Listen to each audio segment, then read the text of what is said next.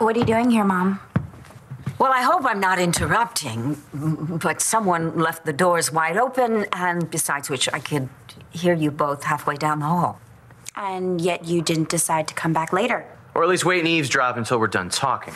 Oh, but that would have been so rude. I wanted to bring you this for your new home. Mm-hmm. Oh, yes. And I personally wanted to hand you this. Thanks. Now, if you'll excuse us. Aren't you going to open it? Go ahead, Adriana, I can wait.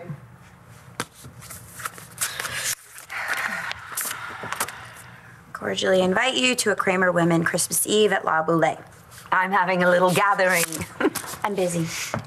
It's going to be very simple, but very sophisticated. Just the cousins, no boys allowed, and delicious food. And of course, we'll sing a few carols. I'm busy that night.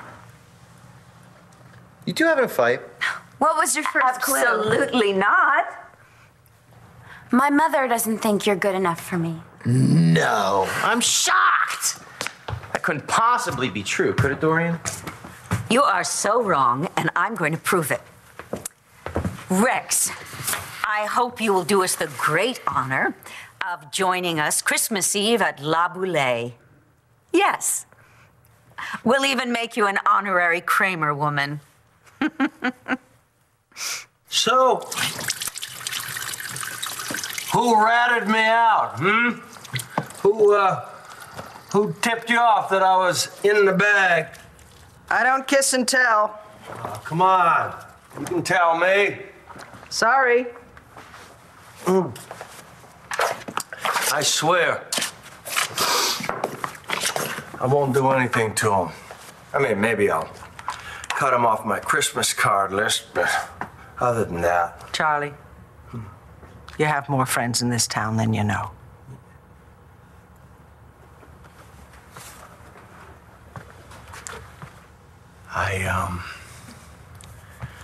I hope that you didn't cut your trip short for me.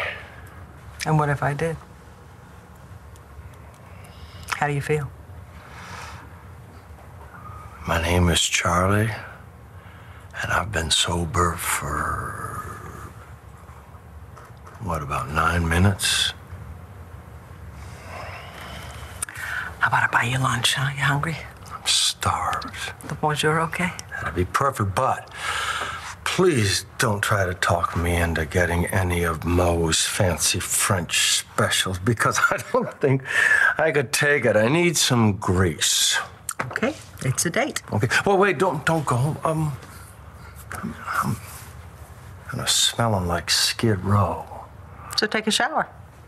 Okay, but let's just call it lunch. Could we? I mean, because the state I'm in, I think, would dishonor the dates that we have had, which I have found, quite frankly, to be perfect. I tell you what, go and take your shower, and we'll have lunch, and at the end of it, we can decide if it was perfect enough to upgrade to date. Rex won't be able to make it. Why not? An important case is taking him out of town. Oh, how sad. Really, this is so disappointing. At Christmas, it's awful. I'll be back for the big day. Good. Most importantly, you do not want to disappoint your clients. It's really important that you not jeopardize your reputation by seeming to do a haphazard investigation. Rex doesn't cut corners. You should know that since you hired him. She's the best, isn't she? See, she's my incentive to do this job right and fast, along with that special gift I'm planning on giving her. You discussed my gift with my mother? Well, I want it to be perfect. And who knows perfect better than your mother? Thank you. I find that very flattering. I'm sorry, you won't be able to make it. You show up at 7 o'clock and, well, wear something festive. I'll walk you out. Okay.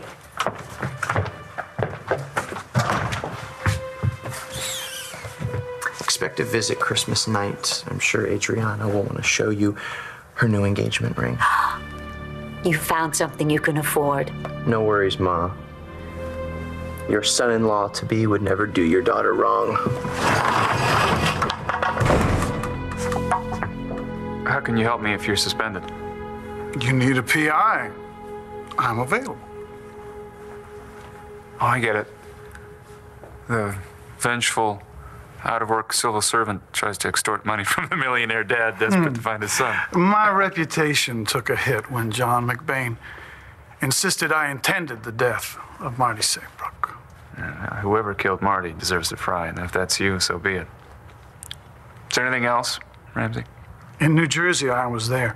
Decatur, New Orleans, I was there. If I hadn't been on the terrorist Ryerson case, I would have been in Texas too. I had Marcy's trail. Now, you want a bunch of puppy G1s taking up the search, that's up to you. But given the proper resources, I will flush Marcie McBain out and return your son home. Flush Marcy out? What's going to happen to Marcy? What do you want to have happen to her? I've never been denied access to my sister before, Dr. Bonner. We're not denying you access. We're just asking that you respect her daily schedule. Fine. I'll just wait here until she wakes up from her nap. Well, after that, she will be expected in therapy, Dr. Lord. There's nothing wrong with my sister, is there? No. She's in perfect health. We're just trying to avoid any unplanned disruptions that might hinder her progress. And as a doctor, I imagine you understand that. Yes. But I want to be certain that she'll be able to attend a family gathering I'm having on Christmas Eve. Absolutely. She'll be there. I will see to it personally. Thank you, Dr. Bonner. Blair, isn't this where you beg for their lives? Todd, I just think that maybe you should see Marcy's side of the story. And you know John tried to help us any way that he could. The other two, I think, can rot in hell. So, we have a deal. Deal.